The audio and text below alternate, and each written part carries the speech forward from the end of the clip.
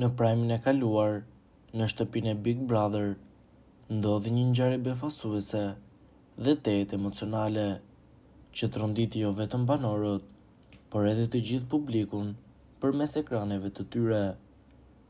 Ledion Liço, prezantuesi i njohur i programit, u fut brenda në shtëpinë e Big Brother me një pamje të rënduar dhe vendosi të ndajë një lajm të papritur dhe të hidhëruar me banorët, përqendruar veçanërisht tek Gjibani, një ndër personazhet më të dashur dhe më popullor të këtij sezoni.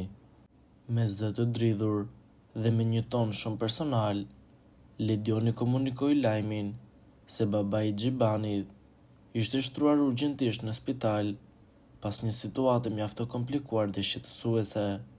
Menjëherë pas marrjes së këtij lajmi, Gjibani pati një reagim thellësisht emocional. Filloi të qajtë me lot, duke treguar lidhjen e fortë dhe të posaçme që ka me babain e tij. Ai u përgatit menjëherë për t'u larguar nga shtëpia e Big Brother, me shpresën e vetme për t'u gjendur pranë babait të tij në këtë momente kritike.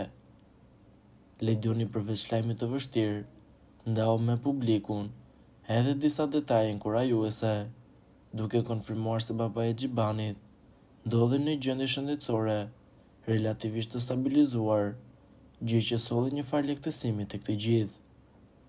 Në orët e ditët në vijim, informacionet e mëtejshme konfirmuan përmirësimin gradual të gjendjes shëndetësore të babait, duke dhënë shpresë se ai shpejt do të jetë plotësisht mirë dhe do të dalë nga spitali.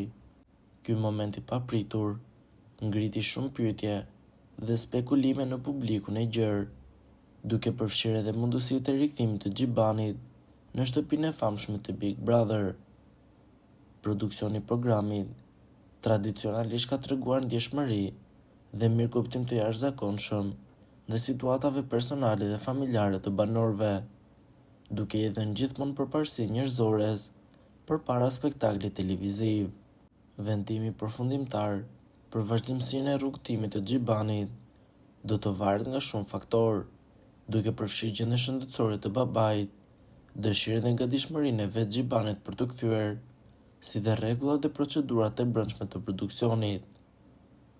Po ju, çfarë mendimi keni për këtë situatë?